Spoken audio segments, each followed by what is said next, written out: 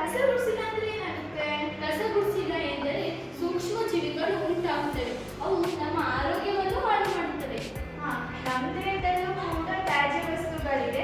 ತ್ಯಾಜ್ಯ ವಸ್ತುಗಳನ್ನ ಹೊರಹಾಕಿಲ್ಲ ಅಂತ ಹೇಳಿದ್ರೆ ಸೂಕ್ಷ್ಮ ಜೀವಿಗಳು ಉಂಟಾಗಿ ಸಾವು ಸಂಭವಿಸುತ್ತದೆ.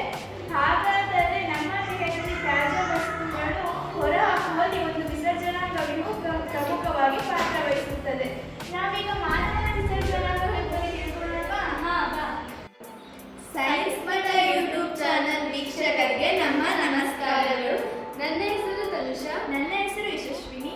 ನಾವು GHPS ಹಿರಿಯರ್ಗ ಶಾಲೆಯಲ್ಲಿ 8ನೇ ತರಗತಿ ವಿದ್ಯಾರ್ಥಿನಿಯರಾಗಿ ವ್ಯಾಸಂಗ ಮಾಡುತ್ತಿದ್ದೇವೆ. ಇಂದು ನಾವು ನಿಮಗೆ ಮಾನವನ ವಿಸರ್ಜನಾಂಗ ವ್ಯೂಹದ ಬಗ್ಗೆ ತಿಳಿಸುತ್ತಿದ್ದೇವೆ.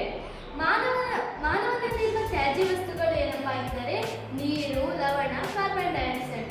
ಮಾನವನಲ್ಲಿರುವ ತ್ಯಾಜ್ಯ ವಸ್ತುಗಳನ್ನು ಹೊರಹಾಕುವಲ್ಲಿ ವಿಸರ್ಜನಾಂಗ ವ್ಯೂಹವು ಪ್ರಮುಖವಾಗಿ ಪಾತ್ರ ವಹಿಸುತ್ತದೆ.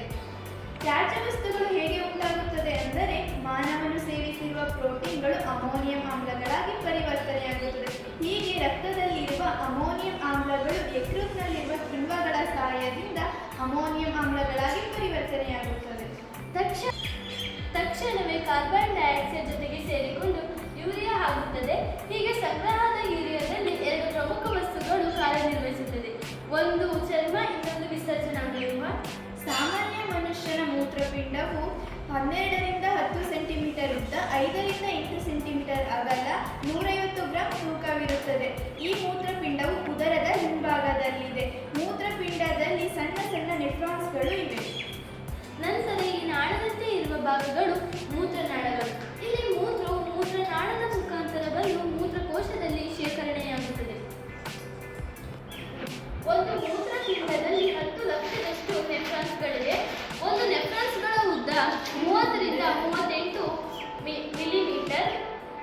ಒಂದು ಆಶ್ಚರ್ಯ ಸಂಗತಿ ಏನಪ್ಪಾ ಎಂದರೆ ಒಂದು ಮೂತ್ರಪಿಂಡದಲ್ಲಿರುವ ಎಲ್ಲ ನೆಫ್ರಾನ್ಸ್ಗಳನ್ನು ಒಂದರ ಬದಿಯಲ್ಲಿ ಒಂದನ್ನು ಇಟ್ಟಾಗ ಅದು ಎಷ್ಟು ಉದ್ದ ಆಗುತ್ತದೆ ಎಂದರೆ 120 ಕಿಲೋಮೀಟರ್ನಷ್ಟು ಉದ್ದ ಆಗುತ್ತದೆ. ಹಾಗೆಯೇ 125 ಮಿಲಿಲೀಟರ್ನಷ್ಟು ರಕ್ತ ಮರು ಹೀರಲ್ಪಡುತ್ತದೆ. ಒಂದು ದಿನಕ್ಕೆ 1 ರಿಂದ 2 ಬಾರಿ ಮೂತ್ರವು ವಿಸರ್ಜನೆ ಆಗುತ್ತದೆ. ಮೂತ್ರಕೋಶ ಮತ್ತು ಯುರಿತ್ರ ನಡುವೆ ಒಂದು ಸಣ್ಣ ಉಂಗುರ ಆಕಾರದ ಸ್ನಾಯು ಇದೆ. ಈ ಸ್ನಾಯು ವಿಸರ್ಜನೆ ಮಾಡುವಲ್ಲಿ ಮುಖ್ಯ ಪಾತ್ರ ವಹಿಸುತ್ತದೆ. ಆದರೆ ಚಿಕ್ಕ ಮಕ್ಕಳ